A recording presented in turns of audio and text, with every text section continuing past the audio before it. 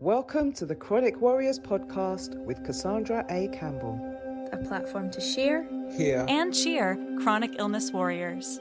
Just know that when you made your commitment to your partner, you took their whole selves. To be able to have a bad day, to be able to say, do you know what, I can't cope no more. I am a chronic warrior because every day I wake up and I'm so glad to still be here. welcome Warriors and Co. I'm really excited to have my guest today. I've been following her on social media for some time and I am in awe of her courage, determination, and the message she is spreading to the chronic illness community. I can't wait for you to hear all about it. So, without further ado, Sandy, welcome and thanks for joining me. Oh, thanks, Cassandra. That was a bit of a build-up, isn't it? Thank you very much for having me. I'm very, very happy to be here. What a lovely honour. Thank you for having me. Thank you for asking me. I'm really excited to come on here and chat with you today. Oh, lovely, lovely. Thank you. So, tell our audience a little bit about yourself. Well, I'm Sandy. I'm 50 years old. My journey with health struggles started when I was just 15. Well, probably a lot earlier than that. I struggled actually with my health.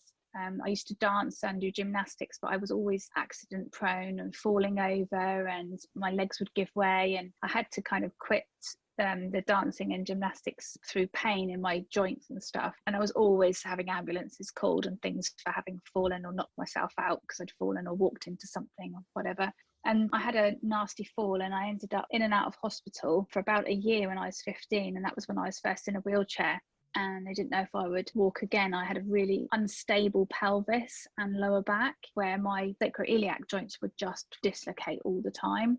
And so I just couldn't walk properly. It just was completely unstable and I was in really a lot of pain and yeah, it was just not a good time in my life. But I kind of clawed my way back. They did a few things to me back then to help me. But all through my life from that age, they kept saying, you're going to be in a wheelchair by the time you're 30 and you're going to be in a wheelchair by the time you're this, you know. So it started off a really long time ago. I did have 3 children, which wasn't advised because when you have pregnancy hormones, they relax your pelvic region, the joints around it. So it made it a lot worse. So I don't think that helped my condition. And after my 3rd baby, it really did deteriorate my condition. I had more surgery after that. But I'd always tried to be really fit at the gym and things like that to try and keep my muscles strong. So when my muscles were really, really strong, my body wasn't so bad. But if I ever let my body decondition, it kind of got a lot worse. But then I guess about 7 or 8 years ago, it got significantly bad. But I always kind of tried to push through the pain and ignore the pain. I think I come from a time when it was a culture to just be strong and just ignore it, you know, just be brave. And I think I come from a background of hard workers. I worked from the age of 12 was when I got my first job, and I worked as a chambermaid in a hotel. So, you know, cleaning toilets and making beds and getting up at 5 o'clock in the morning. So I've always worked really hard. So it drilled into me that you just work unless you cannot. But my version of can't is unless you're literally crawling on the floor and you can't stand up or you've passed out, not you're just feeling unwell. So my scale is different to other people's. So I pushed my body so hard that I just went too far, I think. And then I started noticing that I was having really strange neurological symptoms. And they did some scans and thought I had MS actually, because there was some lesions in the brain, but the symptoms weren't quite in line with MS. I had like strange lagging with my movement. So I'd go to move and my legs would not respond.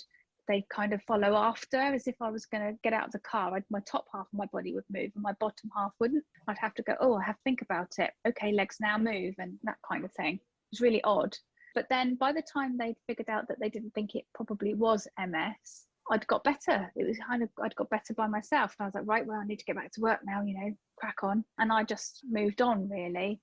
Then life changed, got divorced, went through quite a bit of difficulty emotionally, mentally with moving and all of that kind of thing, like people do with divorce. Became single parent, you know, single earner and all of that, stress and everything. And then met my husband that I'm with now, and we got married and things like that. But I was working in a new job, really, really stressful. I was managing people's healthcare, also delivering low-level CBT, but it was incredibly stressful. I got very sick 3 times in a row with viruses, and I also had a lot of pain in my joints, my shoulder, my neck, my lower back, as well as these viruses. And I didn't really have time to recover. And then in that particular job, we weren't paid for time off either. So I just kept going in when I was sick. And one day I was at work and I just collapsed with what looked like a stroke. My face dropped, my right side went, I couldn't use it, and the paramedics were called and they thought it was a stroke, and I was admitted with what was thought was a stroke. And then when I got into hospital and they did all the tests and everything, it turned out I'd not had an actual stroke that, you'd class as a stroke, the layman's terms. Yeah. It was a functional stroke. So although the symptoms were the same, the cause wasn't the same. My brain was shutting down because it was a software issue rather than a hardware issue. So basically, where I'd put my body under so much strain, I liken it to when someone's body goes into a coma to protect it. Okay. Then you hear so many times on films and things that someone's in a coma, but there's no reason for them to be in a coma anymore, and you're just waiting for them to wake up, and the doctors don't know when that's going to happen, but the body is just in a coma because it's shut down, because it was damaged, and now they're just waiting for that body to wake back up. It's a bit like that, but it's a different physical response. So my brain shut my body down because it couldn't cope with the strain I was putting it under.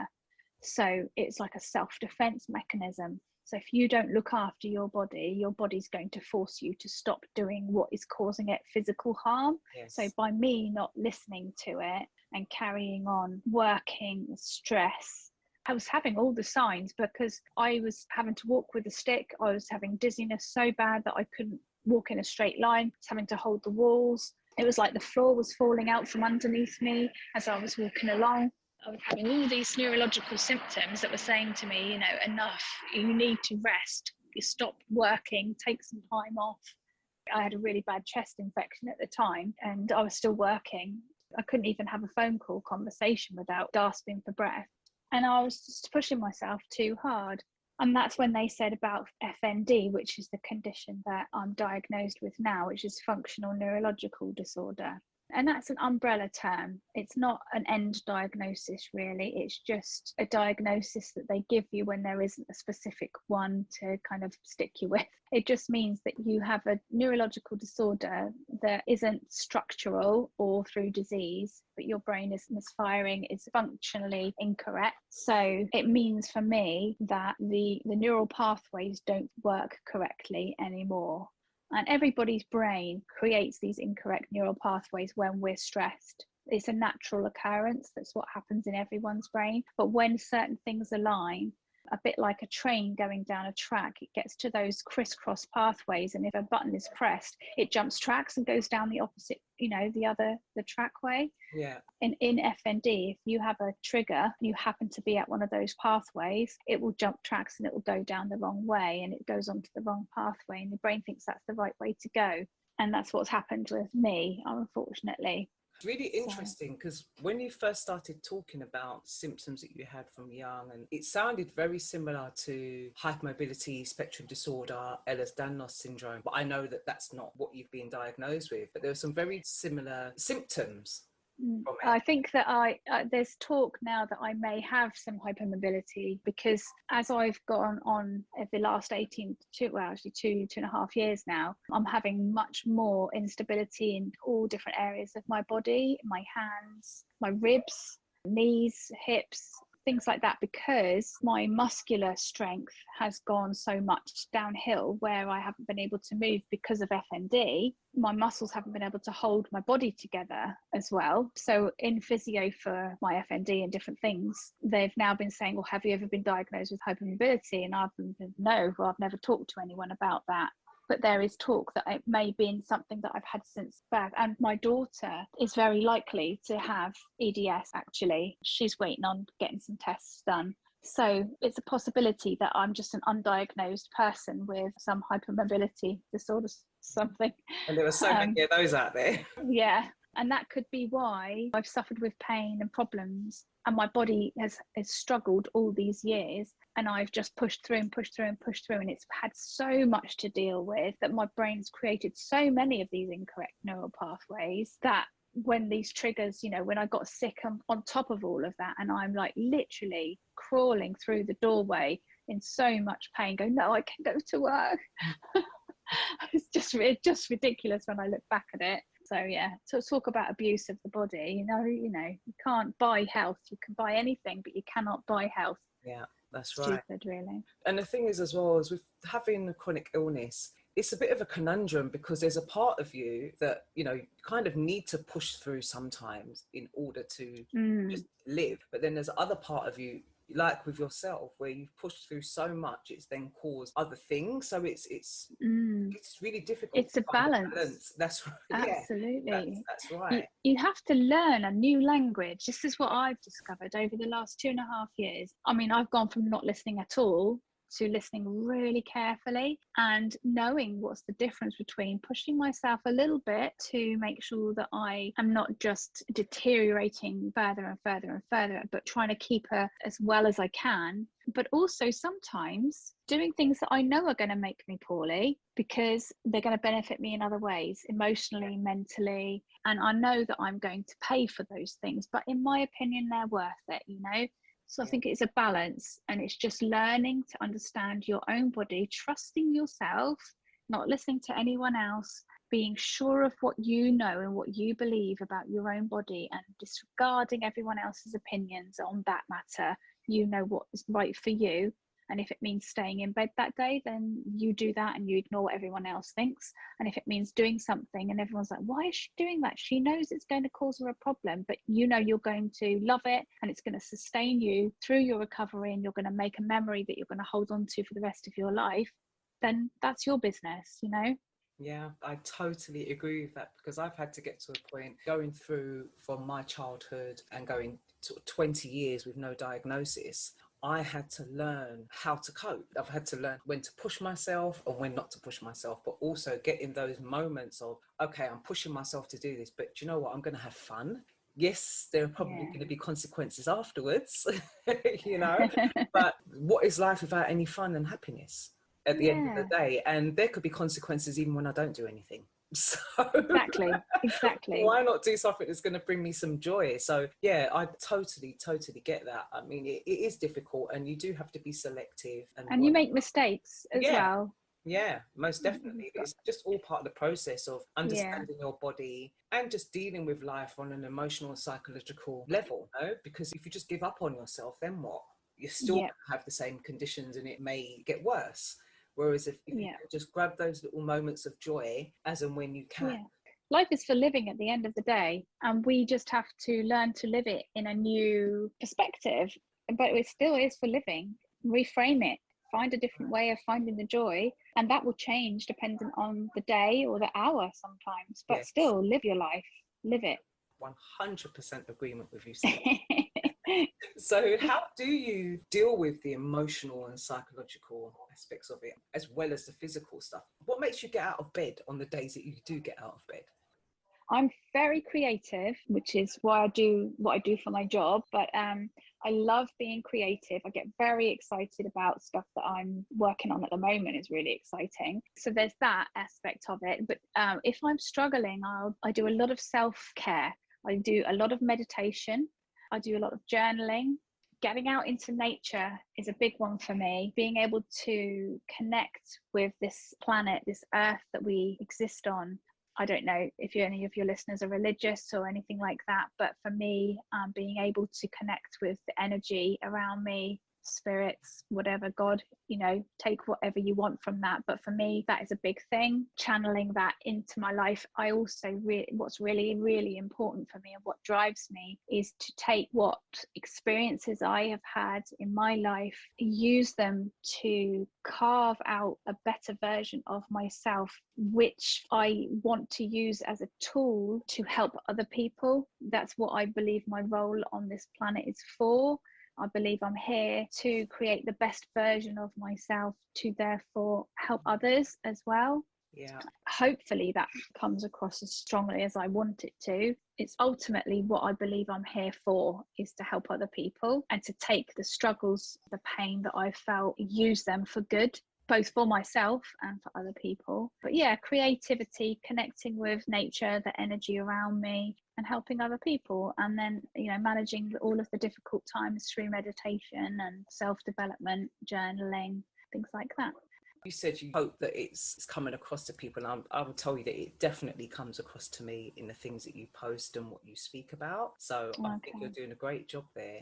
And I love the fact it's like we sort of got in a way, a similar journey, because I had to reevaluate my life and the fact that it hadn't gone the way that I'd wanted it to go because of my conditions. And through finding my purpose, through my spirituality, that thing of, you know what, you've had certain experiences, traumatic experiences, and my purpose is to use those experiences to help others. So we're very much on the same page. And if we can help others through their journey, possibly without having to go through what we've gone through, by hearing about what we've experienced and our journey, then I think it's really, really powerful. And that's what I'm all about, why I do what I do. Because for me, I never had the guidance, especially not being diagnosed until I was in my 30s, the guidance and the support, and even with social media, what's around now. So I've had to go through that process more or less by myself. And I'm like, well, if I can help other people not to have to do that, then that's just what I'm supposed to do. And I love doing that, just helping people to realize that they're not on their own, and that there is hope. Your life does not have to be over. And that's a really, really important message, I think. Absolutely, 100% agree with you. And it can feel like that as well, can't it? I think there's a big difference between being born with a disability or a chronic illness and growing through with that and having something happen to you. Yes. Or being diagnosed later in life. I think there's a whole grieving process. There's a shock.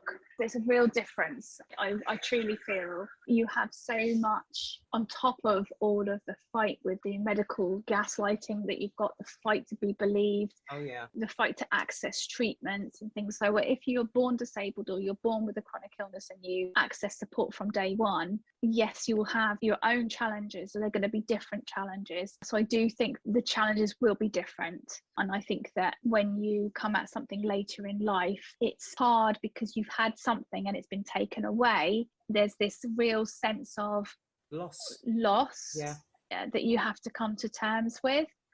And once you've come to terms with it, it's kind of like going through the whole 7 stages of grief, isn't it? And once you've gone through that and you look back and you think, actually, from personal experience, I prefer my life now to what it was before, because what I've learned along the way and the journey that I've been on has created a life that I'm happier in now.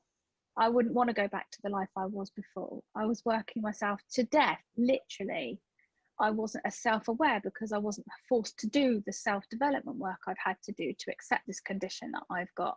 I hadn't done 2 years of therapy. I wasn't the person I am now, and I love this person I am now. So the only thing I'd change about my situation now is the world around me, not me. Do you know what I mean? Yeah, I think that's wonderful, because I think people do find it difficult to let go of what once was, but you have to recreate yourself. Yeah, rebirth, isn't it? Yeah, definitely. And find an alternative way, and you can actually be happier. And going through that, because again, for myself, receiving counselling, studying counselling, that was a really big part of my process to get into where I am now in regards to acceptance. Okay, and acceptance doesn't mean for me anyway that I've given up on myself, and that I'm not trying to improve my health, or I still have some hope that there will be what's the word I'm looking for, a cure. But just not sort of being stagnant waiting for that to happen. You're not sat there waiting. You've not arrived at acceptance and sat down on the floor and said, right, I'm not moving from here, this is where I'm at. It's not a destination, is it? It's just a stop on the journey. Exactly. Totally. So tell us a bit about your entrepreneurship. In the past, I've had several businesses. I used to be a writer of personal history, so I'd go and interview people and write their stories and make them into books and things like that. So I loved that. And then before, I've also had a brand and marketing business. I've co-owned that, and I loved that as well. As part of that, I used to go around giving presentations about branding and marketing, but I was also, I guess, going around talking about the realities of being a business owner and stuff like that. And I really, really enjoy doing that part of it. So recently I've started to think, okay, I've got these skills, what can I do with my skills that I've got? I have my Instagram account that I run as a business. That's my job. I'm trying to build that up as much as I possibly can with different opportunities. I'm just about to start working with 2 new clothing brands. I currently work with a lingerie and clothing brand called Pour Moi as an ambassador for them, which is very exciting. I really enjoy working with them. I'm just about to start working with 2 new independent clothing brands called Blue Vanilla and I've forgotten the other one. Blue Vanilla and it's gone out of my head. Another one, really, really lovely family-owned clothing brand. So that's really exciting. A few other things in the pipeline. I'm just finished working on a paid campaign that is big one that's just about to go live for Motability Scheme, the car Motability Scheme. I'm super excited about that because they wanted to go with, I pitched and they went for a really big 4-part mini-series on TikTok, which tells the story about what the freedom of having my car means to me. So it's a 4-part mini-series on TikTok. So I'm really excited about that. It's kind of like not a 15-second, they're almost a minute long, all of them. It tells a story, part 1, part 2, part 3, part 4. And it's really sweet, the ending. When that comes out, I'll have to let you know. It's really exciting. Yeah, me too. I look forward to that. And the thing is, Motability, it's a saviour for so many people. I know it definitely is for me. And Marcy and I wrote in our book, it's not a luxury having a car. It really is essential. And without a car, and I've been there, it's like I'm more or less housebound. Honestly, I cried when I got my car. And this is the first, I've had it for, 6 months now, 5 months, with hand controls. And I had to learn how to drive it with hand controls, but that was it. I was like out all the time. And the freedom, I honestly, it's not unusual for me to just be out and just well up with tears because of the happiness and joy it brings me to be able to just go where I want, when I want. People do not appreciate the impact that losing that freedom can have on a person. So when you've got given that back, whether that means, you're driving yourself or you're given a car through the Motability Scheme for somebody else to take you, it's just incredible. We still pay for it. These things are not free. People think you're given a car for free. I know. It's not the case at all. We still pay for it. It's quite a chunk of money as well, a month. It's a lot of money that I pay that a month I have to pay out for. However, it's absolutely worth it. Hopefully, when you watch the TikToks, the series, you'll see how much it means. I've shown it to my mum and she cried. So what does that say? I think that's good. She thought it was a good one. But yeah, it was an easy one for me to do because it means so much to me. It really was an authentic piece. But yeah, so that's really exciting. And I hope to be able to do much more disability related content because everything I do, I try to, my niche, if you like, is confidence with a disability and a chronic illness, a human being, but with those challenges. If you fall into that area, whether you want to be, if you don't have a chronic illness or a disability, but you want to become more aware of it, then fantastic. I think that's amazing. I think that's where I want to kind of focus my content, what I do there. But alongside of that, I've just started to, it's nearly finished actually, build my website. And I'm going to be pushing some things on there, which is my services as a speaker. So I can come to your venue and talk about the challenges of being a disabled person, but also my journey from being somebody who used to be, actually used to lecture in entrepreneurship. That was what I used as a university lecturer, right the way through to a business owner and becoming disabled and what I do now. So I'm happy to talk about that sort of thing. So schools and businesses, I could do that.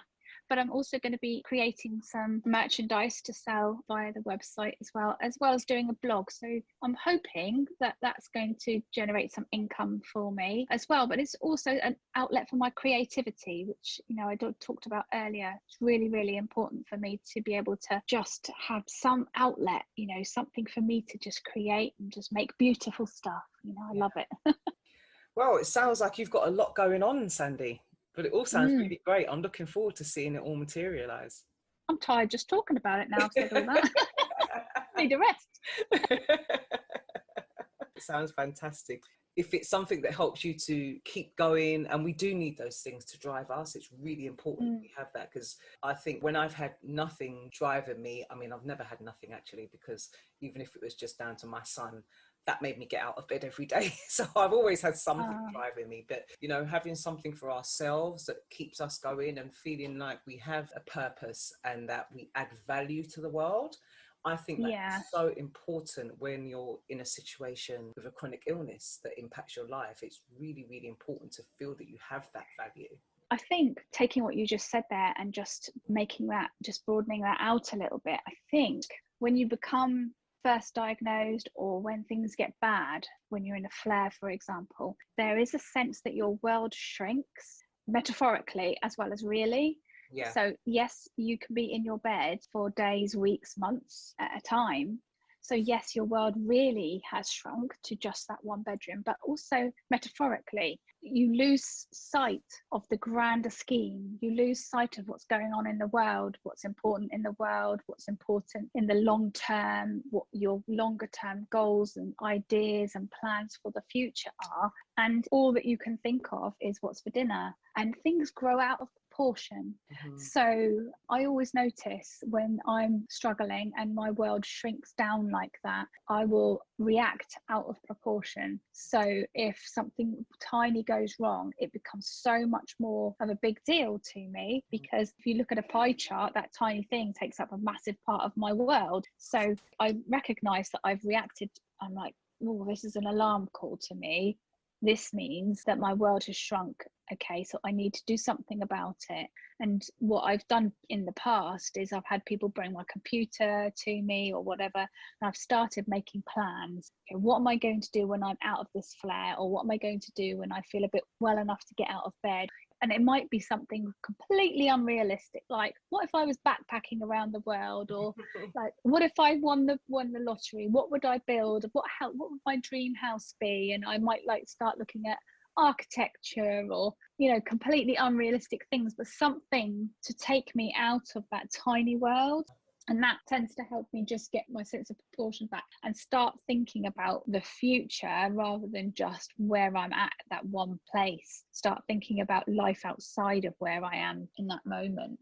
Yeah, it's really important, and it comes back to self-awareness, emotional awareness, and how important that is. Because I found, you know, when I was younger, I thought I was just this angry person, and it was only by going through a process I realized, and also having counseling and going to a pain management clinic, which is like a residential thing, it helped me to realize actually you're not just an angry person for no reason. You're living with pain every single day, and on top of that, you don't even know what it is.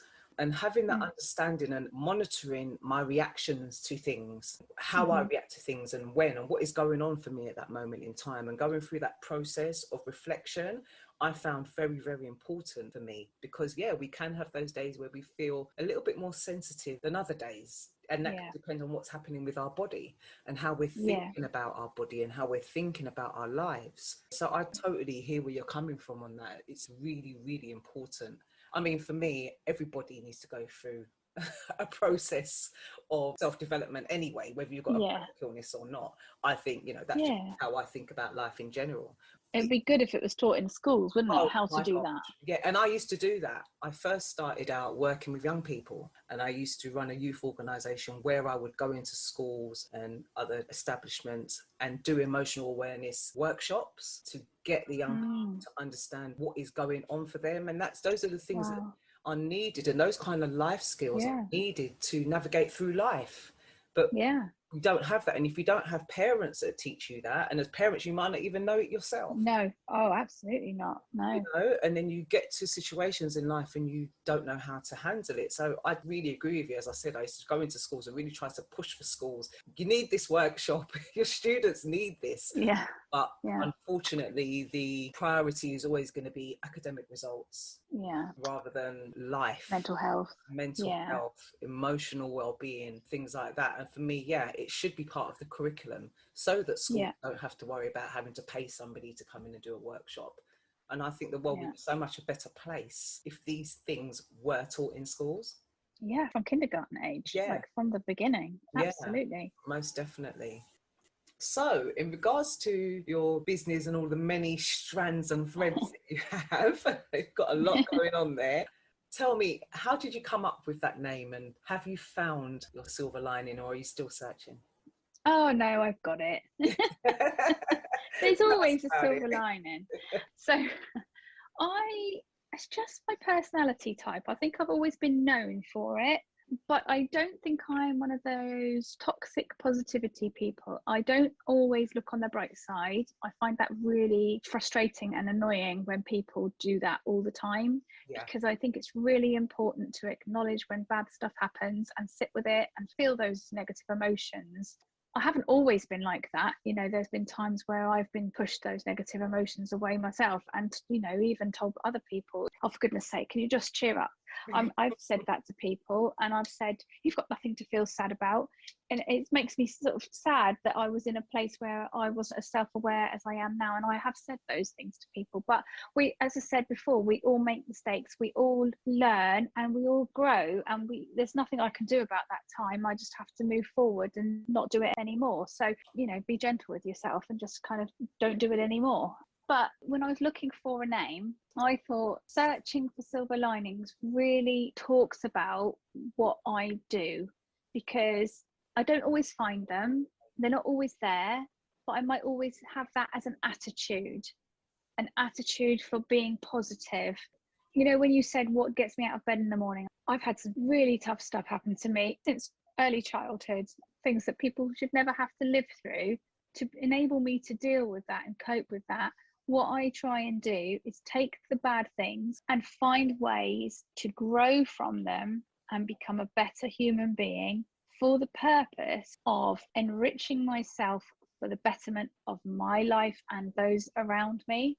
So that is my mantra, or whatever, my purpose in life. And I kind of think that Searching for Silver Linings is the epitome of that. That kind of is the way of putting that in a sentence, and kind of says I'm looking always for the best in life. And that's why I named it Search for Silver Linings. It goes against all your social media rules that it's meant to be less than 15 characters long and all of that in a business. But that's what it is. And I've never, ever wanted to change it. I think it's a brilliant name. Thank you.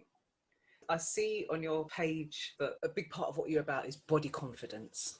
Yes. Now that kind of came about by accident because I started off just talking about my journey of being chronically ill and, you know, not being able to get out of bed, and talking about my symptoms in the hope that no one else would feel alone like I did when I first started the account. So pain, struggles with sleep and doctors and all of that journey that you see a lot of chronic illness accounts will talk about. But then there came a time when I was trying to fit into the mold that society tells you should be when you're disabled or chronically ill, which is, you know, don't shine too bright, don't take up too much space, and for goodness sake, don't be sexy. And that just isn't me. And it didn't used to be me, you know.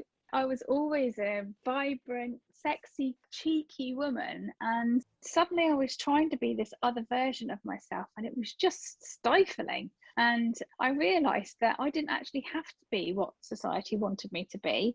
I could just be what I wanted, which sounds really simple, doesn't it? Yeah, but it's important.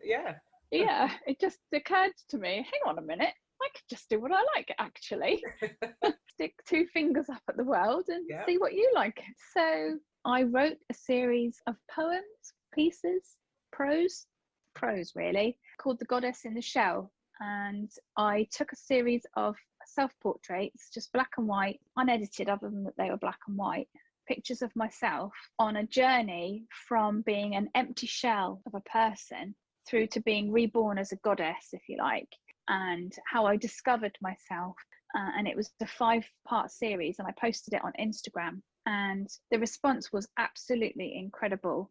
The messages that I got of people, the hunger that came from other people saying, we need this, we need somebody, you know, personal, real deeply personal messages I got from people saying, this is my situation, this is how I feel, and you have given me hope, because if you can say this and you can do this, I'm not a lost cause. It was so humbling to read these messages and have these people reach out, and it made me think, this is needed more than me talking about, you know, this is the medication I've been given and it's given me this side effect, and I can do this and I feel passionate about it. And so that was kind of where I started to channel my energy down towards confidence in a wheelchair, confidence with a body that doesn't move the way it used to. It doesn't look the way it used to either. You know, I don't look disabled unless you see me in a wheelchair or you see me moving. Have you seen my videos where my face is doing muscle spasms, Cassandra? Yes, I have, yeah. Okay, so they're very visible. When that happens, obviously I'm noticeably disabled, and or that's a noticeable thing that says, hang on, this person is different. Yeah. Or if I'm having muscle spasms in the rest of my body. But generally, if I'm just sat in a chair at a restaurant or whatever, I'm privileged that I can get away with passing, if you like. So I recognize that I have that privilege. So I try and make sure that I use my voice to uplift other people, to use my voice as a disabled woman to amplify the voices of the disabled community. So I know that I'm not visibly disabled in the same way that a lot of other people are. So I'm going to use my voice to amplify those that are, to say, look, okay, to the non-disabled community, look, don't just follow me, follow this person, follow that person, look at this beautiful disabled body, that kind of thing. Yeah. And it's really, really powerful. Your voice is very, very powerful out there in social media as far as I'm concerned. And your posts, really powerful. Can you tell our audience just a little bit more of the things that you post so that when they go onto your page, they don't get a little bit of a shock? Well, often I might be in just underwear. Yeah. Stripping off my clothes. And that's really a brave thing that I did. It's a difficult one because, as I've already said, I'm 50 years old.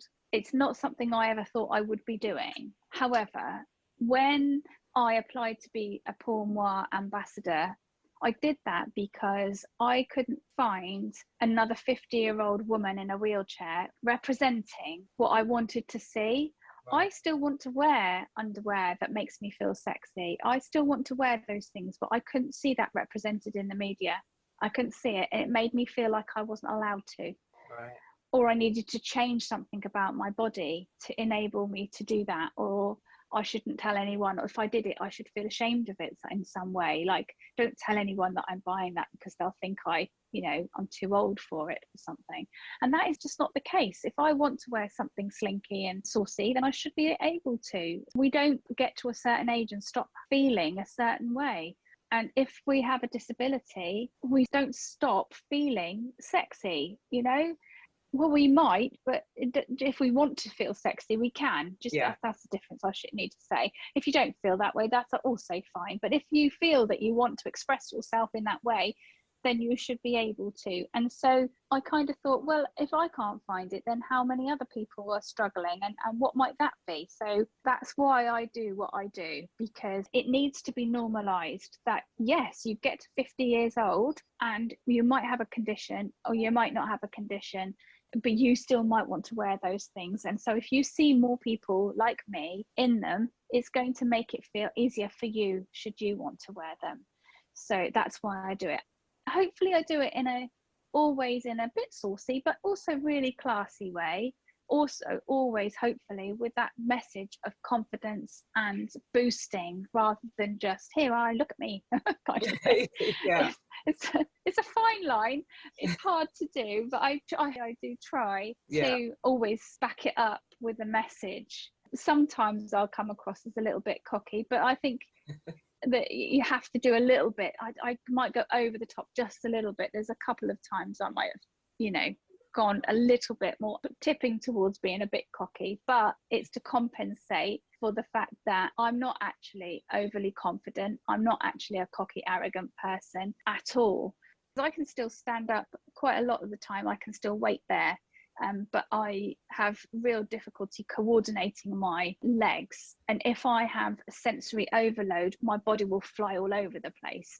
When I have a really bad flare, there's videos I've got posted where my legs will be literally jumping around like I'm a puppet on a string. That doesn't happen all the time, but it does happen. Or I can be leaning against the sink where I'm brushing my teeth, and then my body will arch and I'll go flying back, for example. So I have a really what they call dynamic disability.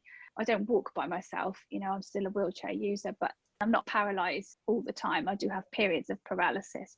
So I have a real mixture of abilities on different days. But there are times when I really miss being able to put on a beautiful dress and a pair of heels and walk sexily into a room. You know, I was trying on some dresses recently for something I was filming for Instagram. And I was trying to show my husband how lovely I looked. I had some heels on and I was trying to stand upright in the mirror, and I've got my sticks on one side to hold on to, my chair's behind me, and my husband's holding me on the other side.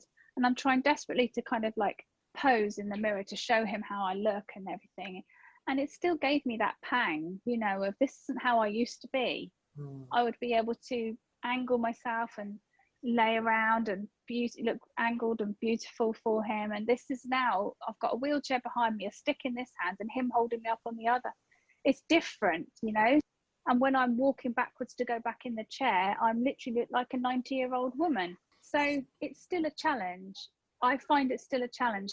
So if you see me being a bit more cocky on a reel on Instagram, that is me doing it for the team, you know, because there are days we need to remind ourselves that we are superheroes, we are goddesses, because I might need to see that myself one day to give me a boost. That's right. To remember.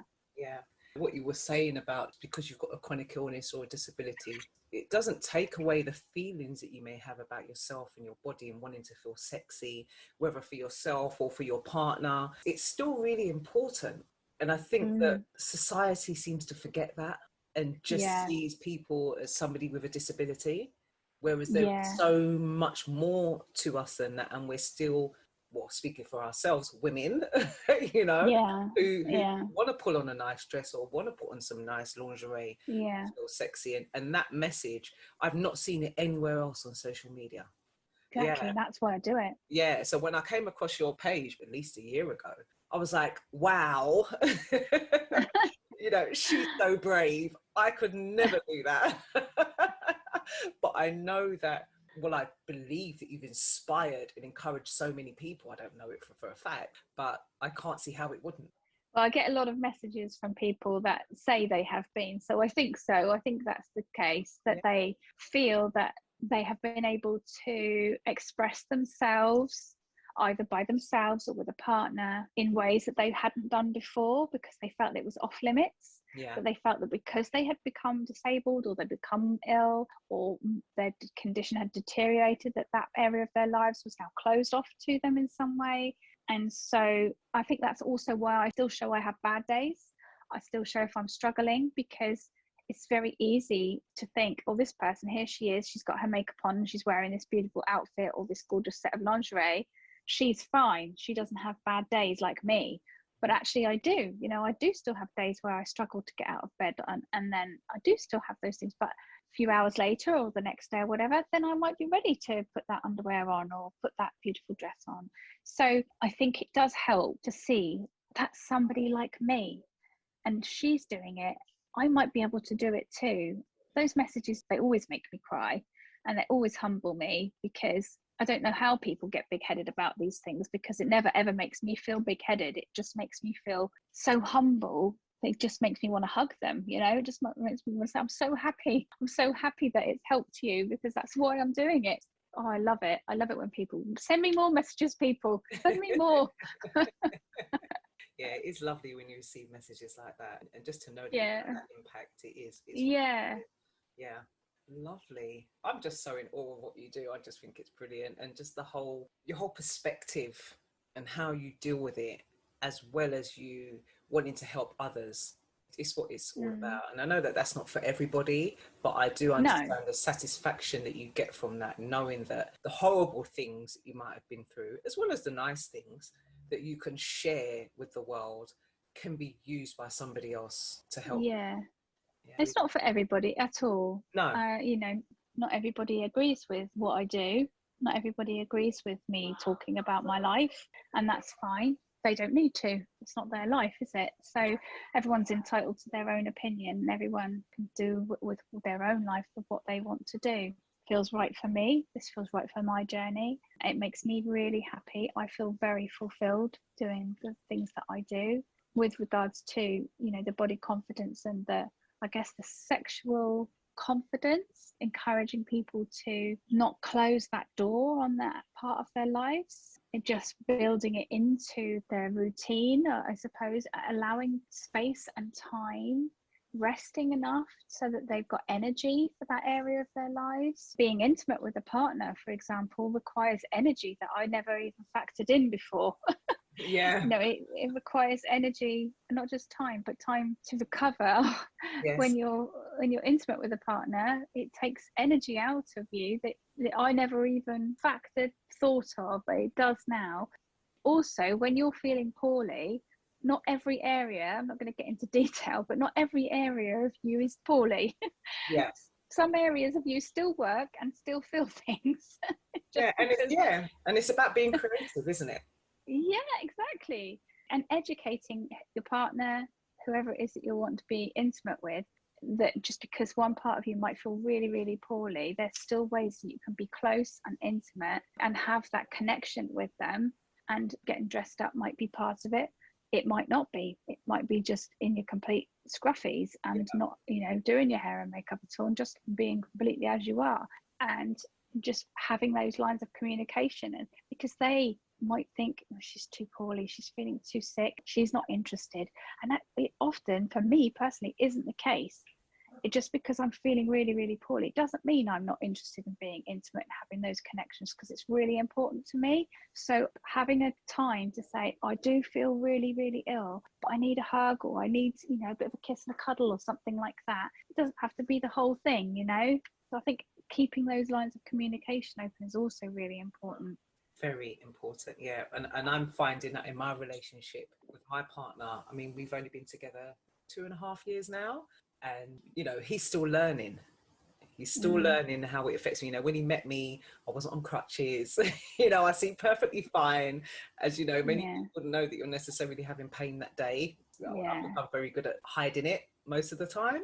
So that thing of him learning how it affects me, learning, okay, well, I might look fine, but I might not actually feel fine. But also, okay, I might not be having a good day, but that doesn't mean that we can't be intimate and affectionate. He's learning as well, and we're learning each other as well, as you do with any relationship. But I guess it's the added thing of having to learn how my conditions affect me and affect us when it comes to all aspects of our relationship, but most definitely with the intimate side of things. So it is a process, and if you've got a partner who's open and is communicative, and you keep that communication going, it can work. Yeah. And I think so many people think, oh, well, I've got this illness, I'm never going to meet anybody, or anyone who understands. But it is possible. And I've done a few episodes out now on partners and couples, etc. Just showing that it's possible, because I think a lot of people just give up on themselves when it comes to finding that. Yeah, and I think that, in my opinion, holding out for the right type of person, if they can't deal with the difficulties of your condition, it's nothing to do with your condition. Yeah. It's to do with them as a person. Yeah. And really, that's actually just another way of finding out about that person. And thank you for letting me know that that's the person you are, because if you were to get together with that person, down the road you hit a bump and something difficult in life came up, then you'd find out what kind of person they were then, wouldn't you? Yeah. So would you really want that person in your life? I don't think you would. In a way, it's just a filter, and it means it's going to take longer possibly to find the right person. You might hit gold straight away. It might not take long. But, I've heard some awful stories about people finding partners. I've also heard some beautiful stories. So I do think that it's worth remembering that if you struggle to find the right person and you thinking it's to do with your condition, if that's the reason that's causing the problem, then the reason is the person and not you and your condition. Yeah, definitely. And I think if that's not the right person for you and they can't deal with your condition, that doesn't make them a bad person. It makes them not the right person for you. And for me, I had to go through meeting several guys over the years, and all that time I always, like you were saying, put it down to it's because of this, it's because of that. When actually now I've realised, and a big part of that was working on myself. I think it's important for us, whether you've got a chronic illness or not actually, but if you've been through any kind of trauma in your life, etc., it's important to work on yourself in order to attract yeah. that person to you. You know, that self-acceptance is Yeah. really, really important, dealing with things, addressing it. Because for me personally, once I'd gotten to that place of accepting, okay, this is what it is, this is where I'm at, and this is what my life is, whether it's just for now or whether it's forever. Getting to that point and loving my body regardless and loving myself regardless is when I attracted. Yeah. You know, when I do, and not just about my body, other sort of emotional trauma things that I've experienced as well. And it wasn't until I really addressed those things that I was really ready for a partner and ready to attract the right partner, because I worked on myself. And I think sometimes people don't do the work that they need to do for themselves and expect this person to come into their life and be the savior. Whereas actually you've got to save yourself first, and whoever's coming into your life, absolutely, adding to who you are and to your life, and they're not filling a gap. Absolutely. I couldn't agree more. So, I think it can be quite dangerous to rely on somebody else to complete you. I think it's a dangerous analogy, really. I think it's enrich your life, but not feel like they're filling a gap. I think you need to feel like you're whole, and then someone else comes along and lifts that up to another level, leveling up rather than filling your gaps. Does that make sense?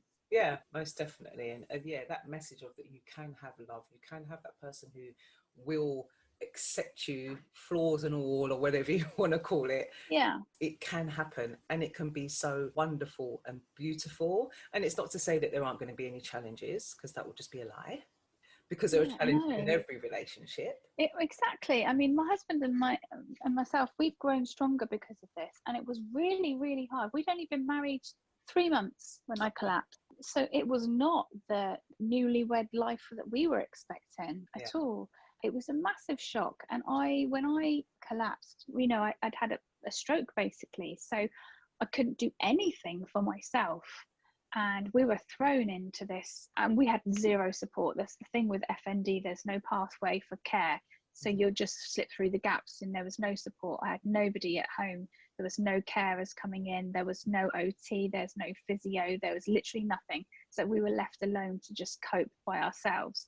There was a lot of mismanagement, unfortunately, as well. So he had to do everything for me. And that is a steep learning curve for anybody. But 2 and a bit years later, here we are. But I always think that he's got strengths and weaknesses, I've got strengths and weaknesses, and we fit around each other. It's like a dance. When he's strong and I'm weak, and then vice versa. When he struggles, I step in and I hold him. And it doesn't mean that he's a hero for being with me, because there are times I'm a hero for being with him. Exactly. It goes both ways. Exactly. And that's what a marriage should be, or a relationship should be, where that you support each other. And being disabled or chronically ill has absolutely nothing to do with it. That's because unless this person is coming down and is the, you know, almighty creator of the universe and is absolutely perfect, then they have not a leg to stand on, do they? Because exactly. they are going to have flaws. And you're going to have to work with them. So everybody is, in my opinion, everyone is flawed, and everyone supports each other. Yeah, that's right. And that's how it should be. Yeah. Okay, Sandy. So before I leave you today, and let me just say it's been wonderful speaking with you. Oh, thank you. Yeah, I've enjoyed it. Thank you. Is there any particular message? I mean, you've given a lot of messages here in our conversation, but is there something specific you would like to share with the chronic illness community? I think I'd like to say that it's very easy to forget when we're struggling to love yourself. It's really easy to criticize. I should be doing this. I should be doing that. Why this? Why that?